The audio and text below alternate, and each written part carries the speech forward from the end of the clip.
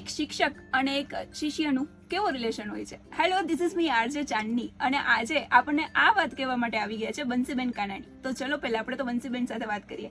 Hello બંસીબેન, કેમ છો? ચાંદનીજી એકદમ સરસ. તમે કેમ છો? સ્વાગત છે તમારું પહેલા તો રેડિયો રાજકોટમાં. થેન્ક યુ સો મચ કે તમે આજે મને અને મારા સ્ટુડન્ટ્સને અહીંયા બોલવાનો ચાન્સ આપ્યો એ બદલ આપનો ખૂબ ખૂબ આભાર. બંસીબેન, આમ તમે બાય પ્રોફેશન તો શિક્ષક રહી ચૂક્યા છો. જ્યારે તમે સ્ટુડન્ટ હતા, તમે એક શિષ્ય હતા કોઈ શિક્ષકના, તો ત્યારે તમારા કેવા મુમેન્ટ્સ હતા? મતલબ કે તમે તોફાની હતા ખરા? બહુ જ તોફાની હતી. જ્યારે હું સ્ટુડન્ટ હતી ને ત્યારે કહેવાય ને કે મેં કોઈ દિવસ એવું વિચાર્યું નતું કે હું શિક્ષક બનીશ. સપનામાં પણ નતું વિચાર્યું કે હું ટીચર બનીશ. અને મારે એવું હતું કે જયારે આપણે સમજીએ કે સ્કૂલમાં એમએડ વાળા કે બીએડ વાળા આવે ને ત્યારે સૌથી મોટું કામ એમ કે એમને હેરાન કેમ કરવા. કારણ કે એ લોકો ટોપિક્સ ભણાવે, એ કાં ન સમજાતા હોય કે જે ટીચર્સને ના ભણાવવા હોય એમને આપી દે. એટલે પેલો વિચાર જ હતો કે આ લોકોને હેરાન કેમ કરવા, આ લોકોના ક્લાસમાં શાંતિ રાખવી નહીં. અને ટૂંકમાં કાંઈ પણ મેડમ હોય ને તો પહેલેથી નાની હતી ત્યારથી એવી કોઈ દિવસ મેડમને મેડમ નહીં કહેવાનું, ડમડમ કહેવાનું. પહેલી વાર સાંભળ્યું. હા, એમ કે આજે મેડમનો લેક્ચર નથી, ડમડમનો લેક્ચર છે, સરનો ડમડમનો લેક્ચર છે. સમય જતો ગયો, જેમ જેમ સ્કૂલ પૂરી થઈ પછી કોલેજમાં આવ્યા ત્યારે સમજાણું કે ના, આ રીતના તોફાન મસ્તી હતા એ પાછળ મૂકવાની જરૂર છે. હવે સિરિયસલી લાઈફમાં આગળ વધવાની જરૂર છે. પછીથી કહેવાય ને કે ટીચર પ્રત્યેનો જે આખો દ્રષ્ટિકોણ હતો ને એ આખો ફેરવાઈ ગયો.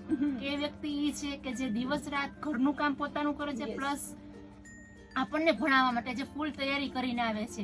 અને આપણે જે ભણી છીએ આપણું રિઝલ્ટ તો છે, પણ એ જે ટીચર કે ગુરુ કે શિક્ષક છે એને આપણે રિપ્રેઝેન્ટ કરીએ છીએ કે આના સ્ટુડન્ટ છે, કે આની પાસેથી ભણ્યા છે. તમે સારું ભણીને બહાર નીકળશો તો એમ કહેશે કે ભાઈ આ મીના મેડમ કે સરોજ મેડમ કે એક્સવાયઝેડ મેડમ એમને ભણાવ્યા છે. તો તમારું પરફોર્મન્સ ખરાબ હશે તો એમ કહેશે કે આના સ્ટુડન્ટ તો આવા છે, તેના મેડમ કેવા હશે. તો એ વસ્તુ જ્યારે વિચાર આવ્યો ને કે મારા મેડમ ને એમ કહેશે કે આના મેડમ આવા છે, ત્યારથી એક આખો કહેવાય ને કે આખો દ્રષ્ટિકોણ બદલાઈ ગયો. અને ત્યારથી નક્કી કર્યું કે એક સારી ટીચર બનીશ કે નહીં બનીશ તો ભવિષ્યની વાત છે, પણ જ્યાં સુધી સ્ટડી કરીશ ત્યાં સુધી એક સારી સ્ટુડન્ટ તરીકે હું મારી આખું જે સ્ટડીની કેરિયર છે એ પૂરી કરીશ. જ્યારે તમે શિક્ષક બન્યા ત્યારે તમારો જ્યારે ફર્સ્ટ લેક્ચર હતો ત્યારે તમને કઈ બીક લાગી હતી? જેમ તમે બધા શિક્ષકોને હેરાન કરતા કે નવા ટીચર્સ આવેલા હોય તો આપણે એમને બસ નક્કી કરીને રાખેલું કે આજે આના ઉપર પ્રેન્ક્સ કરવા છે, એવી રીતના તમને થોડીક બીક હતી કે ને જ્યારે તમારો ફર્સ્ટ લેક્ચર હતો? એકચ્યુઅલી સાચી વસ્તુ કહું ને તો તમે કોઈ દિવસે મારે એવો તો પરિસ્થિતિ આવી જ નથી કે મારા ફર્સ્ટ લેક્ચર એક બીકમાં કાઢવું પડ્યું. જ્યારે હું MSW છું, MSW કરતી ત્યારે અમારે કોલેજમાં એક રિવાજ હતો કે જ્યારે કોઈ ટીચર એબસન્ટ હોય, અધરવાઇઝ કોઈ સેમિનાર લેવાનો હોય તો જે તમારા જુનિયર હોય ત્યાં તમને એ લોકો પહેલેથી એક બાય એક ટ્રેનિંગના ભાગરૂપે જ મોકલતા.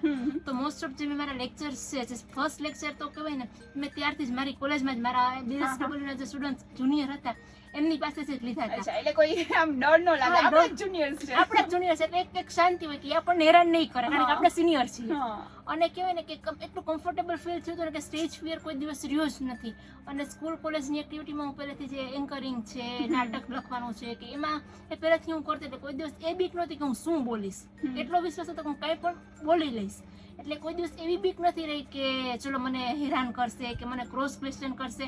પણ હા, એ છે કે તમે જ્યારે બોલવા જાઓ ત્યારે તમે 10 ક્વેશ્ચન તૈયાર કરીને ગયા હોય તો 11મો ક્વેશ્ચન 100% અલગ આવે છે, એ તૈયારી સાથે જવું પડે છે.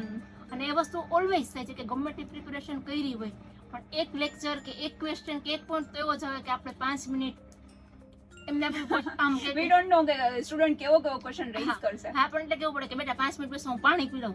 એટલે કે પાણી પીવાનું તો બાનું હતું. અચ્છા, પણ એક આપણે એને કારણ કે એમને કંઈક અપેક્ષા હોય કે આ મેડમ છે મને 100% આન્સર આપશે કે આ નથી મારી સમસ્યાનું સમાધાન મળશે. તો એ વસ્તુ તો હોય જ છે કે કોઈ પણ વ્યક્તિને ક્યાંય પણ તમને જ્યારે બોલવા જાવ છો ત્યારે નવા ક્વેશ્ચનની સરપ્રાઈઝની તૈયારી સાથે જવું પડે છે. આઈ નો કે તમે આટલું હાર્ડવર્ક કરો છો તમારા સ્ટુડન્ટ્સની પાછળ. જ્યારે તમારા એ સ્ટુડન્ટ મોટા થઈને જે પોતાનું કરિયર ઉપર એવી સારું એવું પ્રોફેશન ચૂઝ કરે છે ત્યારે તમને કેવું ફીલ થાય? સાચું કહું તો બહુ ગર્વની લાગણી અનુભવાય કે એમ થાય કે આપણે આપણો પડછાયો એમાં જોઈએ છે. જનરલી બધા એમ કહેતા હોય છે કે મા દીકરીના કે બાપ દીકરીના સંબંધો હોય છે કે એકબીજાની પડછાયો હોય છે કે એનો કહેવાય ને શેડો હોય છે કે ટૂંકમાં એની પ્રતિબિંબ. પણ હું તો કહું ને કે મારા સ્ટુડન્ટ્સમાં મારી જાતને જોઉં છું કે જે મેં નથી. અને એક વસ્તુનું એ છે કે જે મને નથી મળ્યું કે મેં નથી કર્યું મારા સ્ટુડન્ટ્સને મળે.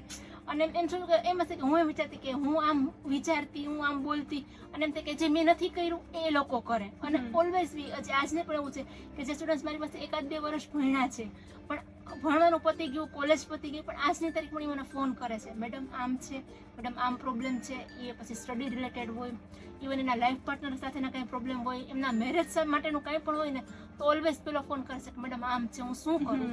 કાંઈ નહીં કે બસ મેડમ કાંઈ નથી, તમારી સાથે વાત ખાલી કરવી વાત કરી તો શેર કરી તો હા, હલકા ટૂંકમાં થઈ એ વસ્તુ કહેવાય ને કે બહુ આમ પ્રાઉડ થાય કે ના મારા છોકરાઓ છે. ભલે ને કહેવાય ને કે જનરલી બધા એમ કહેતા હોય છે કે તમે જેના ખોળેથી જન્મ લ્યો એને જ તમે તમારા બાળકો કહી શકો, પણ ના, હું એ વસ્તુ નથી માનતી. Yes. હું એને માનું છું કે ભલે મારે ખુદને કિડ્સ અત્યારે નથી, હું સિંગલ છું, પણ મારા સ્ટુડન્ટ છે, મને મારા ઇન ફ્યુચર જો હું મેરેજ કરીશ તો મને મારા છોકરા કરતા પણ વધારે વાલા મારા સ્ટુડન્ટ હશે. વી કેન સી કે આપણી સાથે જ બંસીબેનના સ્ટુડન્ટ છે અંજલિ મજેઠિયા. અંજલિ મજેઠિયા, તમે શું કહેશો બંસીબેન વિશે કે જે તમારા ટીચર રહી ચૂક્યા છે? આઈ મીન આઈ ગેસ હજુ પણ તમે એને એટલા જ માનો છો, તો તમે એના વિશે શું કહી શકશો? Thanks ma'am. બંસી મેડમ છે એ તો મારા ડીએલએડ ના મેડમ છે. એમની સાથે 2 વર્ષ અમારે સંપર્ક રહ્યો છે. એમને મારી પાસેથી છે ને મને એમની પાસે એટલું શીખવા મળ્યું કે એઝ અ સ્ટુડન્ટને તમારે કેવી રીતે ટ્રેન કરવા. તમારે કોઈ દિવસ એવું નહીં ફીલ થશે કે તમે સ્ટુડન્ટ છો, તમે મેડમ છો. મારી સાથે મેડમે વાત કરી, કોઈ દિવસ એવું નથી બન્યું કે એઝ અ મેડમ છે. એક દી તરીકે કેમ આપણા દીદી હોય એવી રીતે વાત શેર કરતા હોય. હું પોતે પણ એઝ અ ટીચર છું અત્યારે. હું યસ, અને મારા સ્ટુડન્ટને એમ જ છે કે હું મારા સ્ટુડન્ટને કોઈ દિવસ એવું નથી કહેતી કે મારા સ્ટુડન્ટ મને મેડમ કહે. એવું થોડું જરૂર છે કે આપણે આપણા સ્ટુડન્ટ મેડમ કહે તો જ આપણે આપણા ફિલ્ડમાં આગળ વધ્યા. આજે મારા સ્ટુડન્ટ છે કોમ્પ્યુટર શીખવા આવે છે, CCC ટેલી મિરેકલ કોર્સ કરે છે. એ બધા કોલેજના અને માસ્ટરના સ્ટુડન્ટ આવે છે. એ લોકો એમ કે મેડમ તમને અમે મેડમ ના કહીએ, એઝ અ દી કહીએ તો ચાલશે? મેં કીધું ઓલવેઝ, મને મજા આવશે અને મને પોતાને એમ થશે કે આપણે પોતાના જેવો ફિલિંગ આવે. અને અત્યારે સ્ટુડન્ટ પણ એવું છે, અને મારે પોતાને 5 વર્ષથી એક્સપિરિયન્સ છે. 5 યર્સ થઈ ગયા એઝ અ ટીચિંગ ફિલ્ડ સાથે. મેડમ સાથે અમે રહ્યા 2 વર્ષમાં, ત્યારે એવું ના લાગ્યું કે એઝ અ મેડમ છે. મેડમ પોતાની વાત શેર કરે, એમના ફેમિલી મેમ્બરના રિલેશન અમારે સારા છે, બેયની કાસ્ટ એક છે, બધા પ્રોગ્રામ હોય ત્યારે સાથે હોઈએ છે, સુપરવિઝનમાં સાથે હોઈએ છે. એવો એક ફંક્શન નહીં હોય કે જ્યાં અમે મેડમ સાથે ના હોય. સયાજી હોટલ હોય કે ત્યાં કોઈ કિટી પાર્ટી હોય, બધી જગ્યાએ મેડમ અને હું સાથે જ. વાહ, સરસ. તમે જ્યારે ટીચિંગનું પ્રોફેશન ચૂઝ કર્યું ત્યારે તમે શું વિચારીને કર્યું કે બંસીબેનને જોઈને જ કર્યું? ના, એ મેડમનું તો ફીલ્ડ સારું છે, એમને જોયા હતા. એની પહેલા મારા દાદા ગવર્મેન્ટ ટીચર છે, એટલે નાની હતી ત્યારે છે ને દાદા પોતે ગવર્મેન્ટ સ્કૂલમાં જતા ને, એટલે એમની સાથે મને લઈ જતા. એટલે એ નાના નાના બાળકોને જોવાની, એમની સાથે વાત શેર કરવાની, એમના ઘરના બધા કે, અને દાદા ઘરે ટ્યુશન કરાવતા. એટલે ગવર્મેન્ટ ટીચર છે એટલે પહેલે, અને મારી સિસ્ટર ટીચર છે, મારા ભાભી ટીચર છે, એટલે મારું family background as a teacher જ છે. એટલે બધા સાથે એવું જ રિલેશન કે પહેલેથી જ નાના હતા ત્યારથી જોયું કે એઝ અ ટીચર હોય તમને કેવું બધું ફીલ થાય. મારે પોતાને એવું હતું કે જો એમનું હતું, મારું ડ્રીમ નહોતું. દાદા એમ ઈચ્છતા હતા કે હું ટીચર બનું, અને નસીબ લક જેવું છે, બાય ચાન્સ ટીચર તરીકે જ મારો પ્રોફેશનમાં ચાન્સ લાગ્યો. બંસીબેન, જ્યારે અત્યારે ગવર્મેન્ટ પર એ ચલાવી રહ્યા છે કે ગવર્મેન્ટ કે લેડીઝ છે કે બેબી કિડ્સ છે, જે ગર્લ્સ ચાઇલ્ડ, એમને ભણાવવાનું જે વધારે અત્યારે ફોર્સ કરી રહ્યા છે, એના વિશે તમે શું કહેવા માંગશો?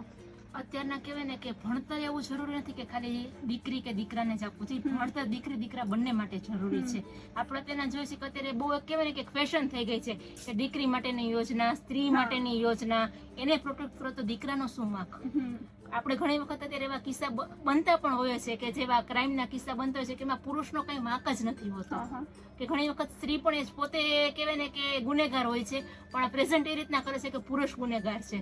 તો હું તો એવું માનીશ કે દીકરા દીકરીને બેયને સરખી યોજનાનો લાભ મળવો જોઈએ, બેયને ભણતર સરખું આપવું જોઈએ, અને કહેવાય ને કે એમને કોઈ દિવસ એમની કાસ્ટ ઉપર કે એના ઉપર એમને કંઈ પણ જજ નહીં કરવાના, પણ એમનું પરફોર્મન્સ કેવું છે, એ વ્યક્તિનું વ્યક્તિત્વ કેવું છે, એ પ્રમાણે એને જજ કરી અને એમને તક મળવી જોઈએ. રાજકોટની લેડીઝને શું મેસેજ આપવા માંગશો? રાજકોટની લેડીઝને તો કંઈ કહેવાની જરૂર જ નથી, કારણ કે રાજકોટની લેડીઝ ઓલવેઝ રોક હોય છે. અને બીજું કહીશ ને કે હું આજે જે પણ છું ને, આજે જે ટીચર છું, એક સારી નણંદ છું, કે વોટેવર જે પણ બધા કે એક સારી બેન છું, કે બધું કહીશ ને કે થેન્ક્સ ટુ માય ટીચર્સ.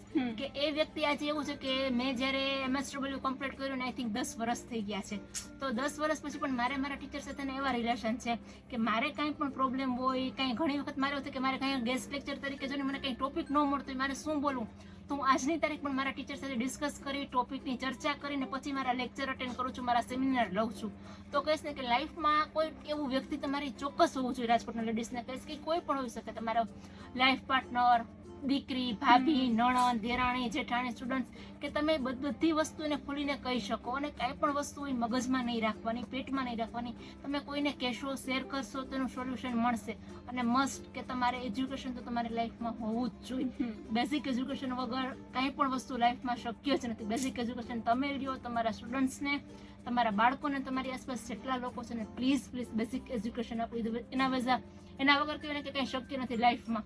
અંજલિ, જ્યારે તમે આજે શિક્ષક બની ગયા છો તો તમે કેવી રીતે મતલબ કે જજ કરી શકો કે એક શિક્ષકમાં આટલા ગુણ તો હોવા જ જોઈએ, આપણી જે સ્કિલ્સ કહીએ? હા, એઝ અ ટીચર તરીકે તમારામાં અમુક તો સ્કિલ હોવી જોઈએ કે તમે ક્લાસમાં જાઓ છો તો 2 વે કોમ્યુનિકેશન. અત્યારે 21મી સદી છે, હવે આપણે જ બોલી રાખશું તો બાળકોને નહીં મજા આવે. હવે અત્યારે છે હું તમારી સાથે કોમ્યુનિકેશન કરું છું, તમે મારી સાથે કરો છો, એવી જ રીતે ક્લાસમાં એઝ અ ટીચર તરીકે તમે ઊભા હોઈએ ત્યારે 2 વે કોમ્યુનિકેશન રાખવું જોઈએ. પ્લસ એક બીજી આપણે વાત કરવી હોય તો એમ કહી શકાય કે ક્લાસમાં બાળકને છે ને બોલવાની વધુ તક આપો. તમે ઓછું બોલો, બાળક વધુ બોલશે તો એમને ડેવલપમેન્ટ થશે, એની સ્કિલ વધશે. એટલે બને ત્યાં સુધી ટીચર ઓછું બોલે અને સ્ટુડન્ટ વધુ બોલે. એના સિવાય આપણે કહીએ તો હેપી ફેસ. તમારું ફેસ એટલું મસ્ત સ્માઇલી ફેસ હશે તો સ્ટુડન્ટને ગમશે. હવે હું જ સેડ ફેસે જાઉં સ્ટુડન્ટ સામે એમ કે મેડમ જ આમ છે, મેડમમાં કાંઈ નથી, તો એમને નહીં મજા આવે ને. એટલે મારું ફેસ એવું હશે એવું જ એમનાનું આવવાનું છે.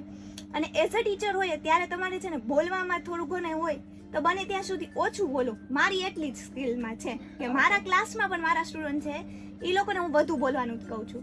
અને અત્યારના જમાનામાં એવું છે કે આપણે જેવું કે ભણ્યા હોય ને એવું નથી. અત્યારના સ્ટુડન્ટ ટેકનોલોજીમાં આગળ છે, આપણા કરતા બહુ એટલે બહુ. મારા સ્ટુડન્ટ એટલા છે કે એક ક્વેશ્ચન હશે ને એના એટલે ક્લાસમાં ઊભા હશું ત્યારે એમને ખબર હશે કે બીજા ક્વેશ્ચન કરવાના જ છે. એટલે બને ત્યાં સુધી ટીચર્સમાં એવી સ્કિલ હોવી જોઈએ કે જે ટોપિક છે એનું નોલેજ એનામાં ફૂલ હોવું જોઈએ કે ડીપ નોલેજ હશે તો એ બોલી શકશે. અને એના સિવાયના કોઈ ક્વેશ્ચન હશે, ક્વેરી હશે, ગમે ત્યારે કોઈ ક્વેરી હશે તો સોલ્વ કરી શકે. એના પછી આપણે જોઈએ તો વિષયમાં નિપુણ હોવું જોઈએ, પોઝિટિવ થિંકિંગ હોવું જોઈએ. હવે મારો જ નેગેટિવ થિંકિંગ છે, હું એમ કહું કે આ તમને નહીં જ આવડે, આ ટોપિક અઘરો જ છે, એટલે સ્ટુડન્ટ કોઈ દિવસ શીખવાના જ નથી. એટલે બને ત્યાં સુધી પોઝિટિવ થિંકિંગ રાખવો જોઈએ. બીજું તો અમે કહીએ તો સારા છે ને એમને શ્રુડઢકો આપવા જોઈએ. શ્રુડઢકો એવા કે બાળક જ્યારે સારું વર્ક કરે છે તો વેલ ડન છે, ગુડ લક છે, હા યસ. અને ઘણી વખત એવું બનશે બાળકની ભૂલે હશે, એટલે એવું નથી કે બધા સ્ટુડન્ટની સામે એમની ભૂલ કેવી. બને ત્યાં સુધી એમને ત્યારે કહી શકીએ પણ ક્યારેક બ્રેક છે ત્યારે તમે કહેશો તો એને અલગ લાગશે. બધા સ્ટુડન્ટની વચ્ચે કહેશો તો એમ થશે મેડમે મને જ કીધું છે. એટલે બને તો એમના શ્રુડઢકો આપવાની ટેવ રાખવી. હકારાત્મક છે, નકારાત્મક છે, ક્યારેક મૌનમાંય તમે કહી શકો. એવું નથી કે આપણે કીધું હોય કે તમે અવાજ શાંત રાખો, 2 મિનિટ તમે ઊભા રહી જશો એટલે ખબર પડી જશે બાળકને મેડમ આજે કાંઈ ગુસ્સામાં લાગે છે. એટલે તમારા ફેસ ઉપરથી જ ખબર પડી જાય માણસને.